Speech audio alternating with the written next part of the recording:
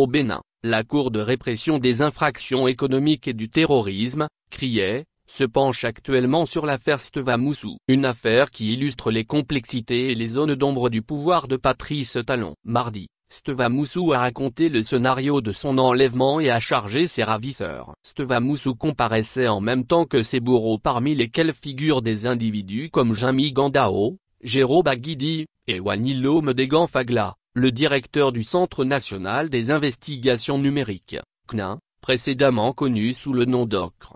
À la barre, la victime a livré un récit poignant des événements de la nuit du lundi 12 août 2024, à Lomé, au Togo. J'ai ressenti le besoin d'aller prendre quelque chose, commence-t-il, évoquant une banalité quotidienne qui a viré au cauchemar. 4 personnes s'approchent de moi et engagent une conversation. Le temps entre la discussion et mon introduction dans le fourgon de couleur noire est de 20 à 25 minutes, poursuit-il. Une séquence brève mais intense, qu'il a vu être arraché à son quotidien pour se retrouver dans les geôles à Cotonou. Steva-Moussou identifie ses ravisseurs.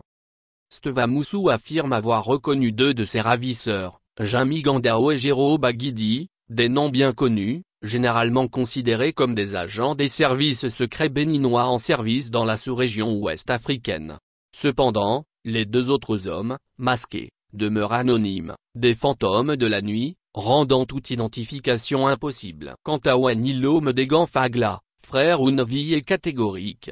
Il n'a pas pu l'identifier directement parmi ses ravisseurs. Toutefois, des détails troublants émergent de son témoignage. En effet, durant le trajet qui l'a conduit de Lomé à Cotonou, il aurait entendu le nom de Medegan Fagla être mentionné à plusieurs reprises par ses ravisseurs, comme un chef d'orchestre invisible, tirant les ficelles à distance.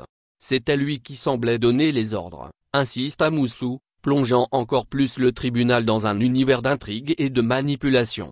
Mandat d'arrêt émis par le Togo. Le récit de Steva-Moussou ne s'arrête pas aux portes du fourgon. Il détaille les moments d'agression physique, sous une lumière crue qui ne laisse place à aucune ambiguïté. La rue dans laquelle la scène s'est produite est éclairée. J'étais brutalisé, mais la population suivait la scène de loin, relate-t-il avant d'ajouter qu'il ne peut préciser l'heure exacte à laquelle les faits se passaient dans cette nuit-là.